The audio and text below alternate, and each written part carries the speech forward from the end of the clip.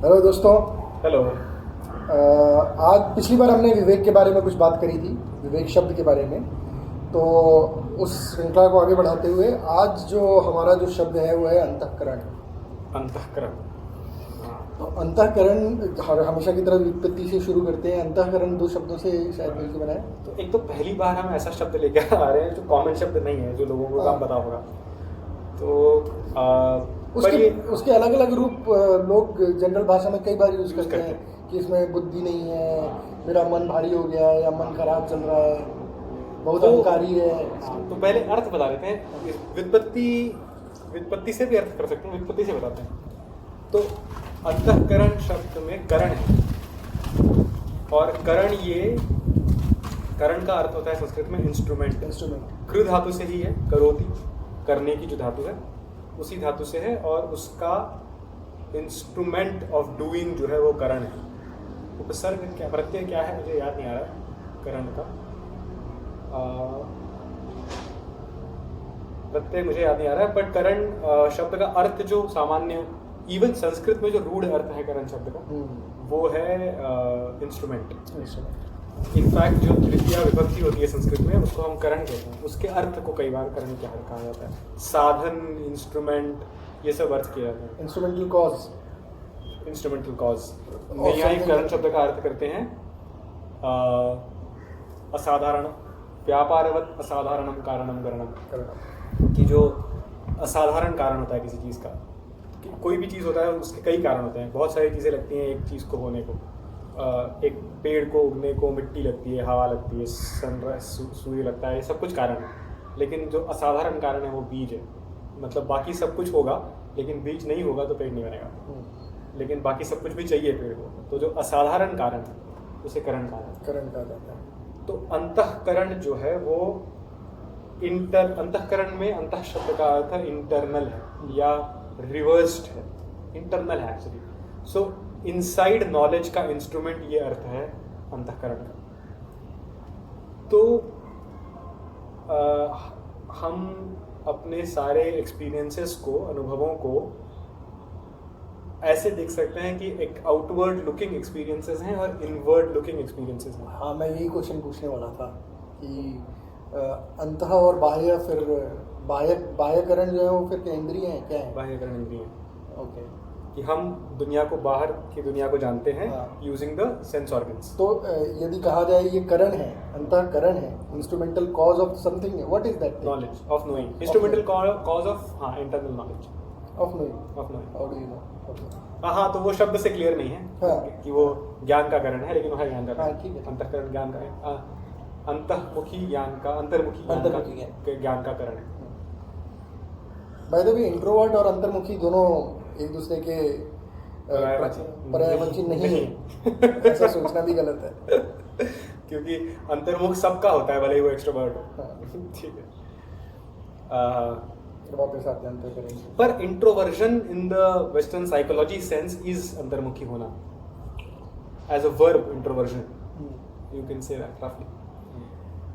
But या word जो turn का अर्थ, टर्न, वर्ड का मतलब क्या है? Turn inside. Vertigo is turning, right? तो the Latin origin is of introvert is vert in the sense of turn. तो वर्ड के वृत्त से है। ये इंटरेस्टिंग है, मुझे नहीं पता। हाँ, हो सकता है।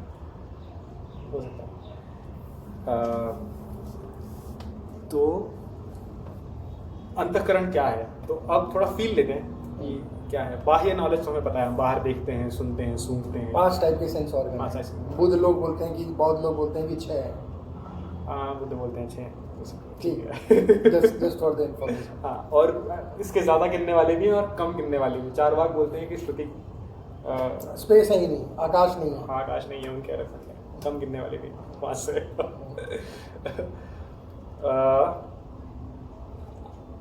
थोड़ा फील लेते हैं, अंतःकरण का फील लेते हैं। तो बाह्य नॉलेज तो हमें पता है कि हमें ये सब सेंस ऑर्गन से दिखता है, सुनते हैं वगैरह। पर अगर हम बैठ के सोचें कि हमें अंदर क्या एक्सपीरियंस होता है, तो हमें बाहर से आने वाली चीज़ों का एक्सपीरियंस को हम कॉन्सेप्चुलाइज करते हैं। एक्चुअली मैं देख रहा हूँ तो मुझे कल अभी यहाँ पे मैं देख रहा हूँ पीछे, तो मुझे कुछ हरा रंग दिख रहा है, कुछ पीला रंग दिख रहा है, कुछ शेप दिख रहा है, पर इसका पेड़ कौन बनाता है मेरे दिमाग में? मेरे अंदर कोई ना कोई इसको पेड़ की तरह रिकॉग्नाइज करता है। भाई ये जो कॉन्सेप्चुलाइजेशन ये कोई कर रहा है, ये कोई है अंदर जो एक कॉन्सेप्चुलाइजेशन के अलावा एक पर्सपेक्टिव भी सेट कर रहा है कि मैं यहाँ से देख रहा हूँ, कहीं और से नहीं देख रहा हूँ, यहाँ से देख रहा हूँ। मतलब खुद को, इसको साइकोलॉजी में ओरिएंटेशन कहते हैं कि आप जब सपना भी देख रहे होते हो तो कोई ना कोई अंतर अनुभूति हो रही होती है, और उसमें हमारा एक ओरिएंटेशन होता है कि हम यहाँ से देख रहे हैं, ठीक है, या मैं यहाँ बैठ के सुन रहा हूँ। तो सेल्फ, हमारी नॉलेज में हम सेल्फ को प्लेस करते हैं और फिर अदर को प्लेस करते हैं, और सेल्फ के रेस्पेक्ट में अदर को कॉन्सेप्चुलाइज करते हैं। Just one experiment relating what he said. Have you ever visited your past memories? So what is the orientation from which you look at the images that Very form? interesting question. Very interesting question. It is something to ponder over. I give specific examples. If you remember when you were in college or school and you were in a classroom and maybe there is some interesting thing a teacher told and you remember, you would remember on which part of the class you were sitting looking at it, at the teacher. And if a teacher ever called you to the blackboard to write something and you look back at people, you will very clearly remember that you were looking back at people.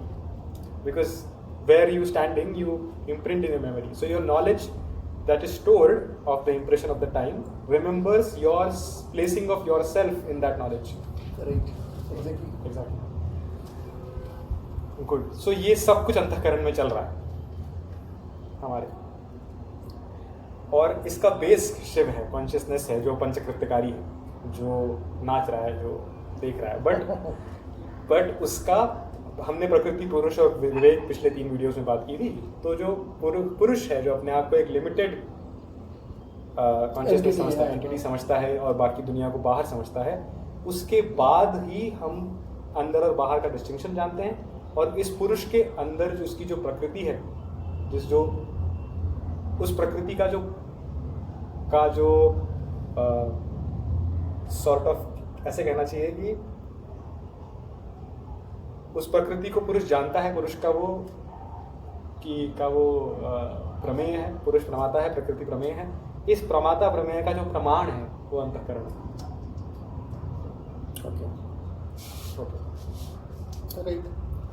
जिससे पुरुष ये जानता है वो अंतःकरण है उसका। तो ये अंतःकरण सब पुरुषों में, जानवरों में है, पेड़ों में, सब पुरुषों में अंतःकरण अलग अलग तरह का है, उनकी पावर अलग अलग है, शार्पनेस अलग अलग है, पर है सब में अंतःकरण। एक इनवर्ड लुकिंग थॉट इस पेड़ को भी होता है। ये पेड़ अपना ओरिएंटेशन जानता है, इसीलिए ये जानता है कि सूरज यहाँ से यहाँ जाता है और मुझे दिन में यहाँ से अपने पत्ते वहाँ घुमाने। इसको अपना अंतःकरण, अपना वो ओरिएंटेशन पता है। Because it is an independent being having one consciousness of a Purush. So if we dissect more into Antahkaran, let's not use the word dissect, because bad word. It's a very bad word. Not generally bad, but in this context bad. So what does it constitute? Comprise? तो हम तत्वों की listing कर रहे थे। जब आए थे तो हम तत्वों की लिस्टिंग कर रहे थे 1 से 36। तो अंतःकरण को, वो पूरे अंतःकरण को तत्व नहीं कहते हैं शैव लोग। वो अंतःकरण में 3 तत्व है कहते हैं, बुद्धि, अहंकार और मन। ये 3 हिस्से हैं। तो बुद्धि क्या है? तो ये 3 तत्व हैं, ये तीनों प्रकृति हैं हमारी। हम पुरुष हैं जो अपने आप को माया से बंधने के बाद इंडिविजुअल जानता है, लेकिन हम अपनी बुद्धि को देख पाते हैं। बुद्धि क्या है? बुद्धि व्यवसायत्मिका बुद्धि, निश्चयात्मिका बुद्धि, which chooses, which dissects, which creates a difference। एक स्नैपशॉट दे रहे। हाँ, ओरिएंटेशन अहंकार से आता है। बुद्धि है, अहंकार है और मन है। तो जो हमारी नोइंग एक्टिविटी है, consciousness is not just about knowing in using these 3। Consciousness की और बहुत सारी एक्टिविटी, शिव नाच रहा है, उसको अनुग्रह भी होता है, आनंद भी होता है, which is beyond this kind of बुद्धि की knowledge. This is sort of intellectual नहीं कहना चाहिए, इंटेलिजेंट एक्सरसाइज ऑफ द प्रकृति है जिसको हम अनुभव करते हैं एज पुरुष, जिसमें अहंकार इस जिसके दृष्टिकोण से जाना जा रहा है, मन है कि क्या जान रहे हो इसके ऑप्शन दे रहा है, और बुद्धि है जो उसके कॉन्सेप्चुअलाइजेशन को कंप्लीट करती है। तो जैसे अगर मेरे को यहाँ पे धुंध होती और मुझे नीचे एक हरा रंग दिख रहा होता तो मुझे क्लियर नहीं होता कि वो पेड़ है या नहीं है। मन मुझे ऑप्शन देता, मन विकल्प उत्पन्न करता कि यार या तो ये पेड़ है या ये घास है, ठीक है, या कुछ तो है। और अंतःकरण यहाँ से उसे देख रहा है तो इस ओरिएंटेशन से उसको देखता है, मन उसको विकल्प देता है और बुद्धि निश्चय करती है इन दोनों में से क्या है, या मल्टीपल ऑप्शंस में से क्या है वो पिक करती है बुद्धि। This is the activity of the अंतःकरण, थ्री थिंग्स। किसके पर्सपेक्टिव से देखा जा रहा है, मन ऑप्शन देता है और बुद्धि कॉन्सेप्चुअलाइज करती है। निश्चयात्मक है, निश्चय लेती है ज्ञान क्या हुआ है। Very interesting. So it raises one more question, एक सवाल और ये प्रश्न और उठता है कि ये जो मन ऑप्शंस प्रेजेंट करता है ये कहाँ से करता है? ये वही फिर वो साइक्लिक ही है, हैबिचुअली है, क्योंकि कुछ ओके सो ये थोड़ा इंटरेस्टिंग है। मन ऑप्शन कहाँ से पैदा करता है? तो न्याय वालों का जवाब है संस्कार से। और संस्कार किसके हैं? आत्मा की।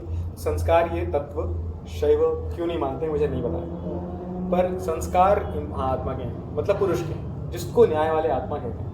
न्याय जिसे आत्मा कहता है वो शैववादियों का पुरुष है, वो सांख्य का भी पुरुष है, या योग जिसे चित्त कहता है, सांख्य उसे पुरुष कहता है इन सब सेंस। ओके, तो मन विकल्प कहाँ से पैदा करता है? चित्त से। खैर यहाँ तक की जो बातें हमने करी ये हमने साधारण ज्ञान की बातें करी। अब इन तीन तत्वों को अगर हम शैव दृष्टिकोण से देखें कि कौन अंदर है और कौन सी लेयर है, तो सबसे अंदर बुद्धि है, फिर अहंकार है और फिर मन है, गोइंग आउटवर्ड्स। सो पुरुष जो अपनी बेसिक प्रवृत्ति को अंदर ढक लेता है वो बुद्धि है, जो निश्चय ले रही है। पर बुद्धि, अहंकार और मन ये तीनों की तीनों प्रकृतियां हैं। ये तीनों प्रकृतियां, क्योंकि हम पुरुष देख रहा है जब पुरुष बन जाते हैं, जब हम सिर्फ वो बचते हैं जिसमें सेपरेटनेस, इंडिविजुअलिटी तो है बट और कुछ नहीं है, तो हमें जो दिखता है वो अंतःकरण है। और इसमें हम इस अंतःकरण एक्चुअली जो दिखता है वो बुद्धि है। हम अपने आप को निश्चय लेकर करते हुए देख सकते हैं। जब हम पुरुष बन के बैठ सकते हैं, अगर हम एक मेडिटेशन या साधना के उस स्तर पे पहुंच जाएं जब हम पुरुष बन के बैठें, तो हमें अपने बुद्धि का निश्चय लेना दिखेगा, निश्चय करना, ऑप्शंस लेना भी दिखेगा, मन का सब कुछ दिखेगा पहले का, और ये दिखेगा कि कोई है जो इनमें से चूज कर रहा है, जो मैं नहीं हूँ, प्रकृति है मेरी। ठीक है। तो निश्चयात्मिका बुद्धि अहंकार के पहले है। तो ये जो चॉइस मेकिंग ऑफ कॉन्सेप्चुअलाइजेशन है ये मोर इननेट टेंडेंसी है than the tendency of me being an identity before the अहंकार इज आइडेंटिटी। अहंकार का अच्छा ट्रांसलेशन आइडेंटिटी। सो हमारी बुद्धि आइडेंटिटी के बिना ऑपरेट करती है। कृष्णमूर्ति इसे कहते हैं there is no thinker who is thinking your thoughts, it is the thinking which is creating the thinker. There is no thinker. There is no thinker. So जिसको हम नाम दे रहे हैं पुरुष का, उसमें कोई अहंकार नहीं है, उसकी कोई आइडेंटिटी नहीं है, उसकी सेपरेटनेस है फ्रॉम द एक्सटर्नल वर्ल्ड बस, बट उसकी आइडेंटिटी नहीं है। मैट्रिक्स में डायलॉग है ना, there is no spoon. There is no spoon का मतलब यह है कि मन के बाहर कुछ नहीं, वो और एक लेवल। देयर इज नो आइडेंटिटीज मतलब यार मैं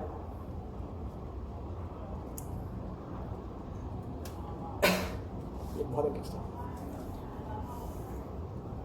पहले सोशल मीडिया के ज़माने में ये बहुत इंटरेस्टिंग है कि आप अगर आपकी बुद्धि आपके अहंकार से सेपरेट काम कर पा रही है तो आप बहुत जल्दी पुरुष तक पहुंच सकते हो। हाँ ठीक है। होता ये है, गड़बड़ ये होती है कि आप अपने आइडेंटिटी डिफाइन कर लेते हो अपने मन में कि मैं इंजीनियर हूँ, अब आप दुनिया से आपके पास कोई इन्फॉर्मेशन आई, आप इसको ऐसे रिएक्ट करते हो जैसा एक इंजीनियर को करना चाहिए।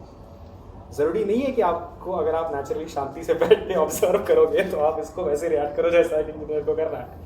तुझे क्या पता, तू तो बियर है। हाँ, तुझे क्या पता, तू तो बियर है। तेरा काम है बहना।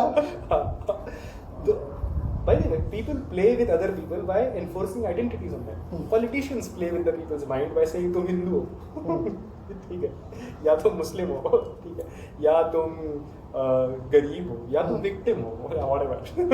मतलब, and then people's buddhi get entrapped into believing that the thinker, the identity, is what they are, and then their mind starts to work as if they are the identity. Their brain, मतलब their बुद्धि अपनी जीवन शक्तियों से सीखने लगते हैं वो बुद्धि को। तो बुद्धि को मुक्त रखना अपने अहंकार से, ये न्याय का मार्ग है।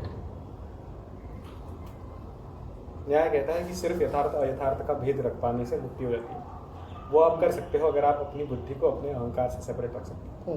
If it is not clouded by your identity. Usually western psychology जिसे ईगो कहता है, उसको भी हम अहंकार कह सकते हैं। सिगमंड फ्रॉइड जिसे ईगो कहता है वो अहंकार है। सुपर ईगो नहीं, ईड भी नहीं, ईगो कहता है जिसे। There are 3 things right. तो लेकिन मतलब वो बहुत ही फ्लॉड है, उसका जो स्ट्रक्चर है वो, बट जनरली उनका जो at least empirical evidence, empirical way of identifying ego है, वो मोर और लेस अहंकार के बारे में फिट बैठता है।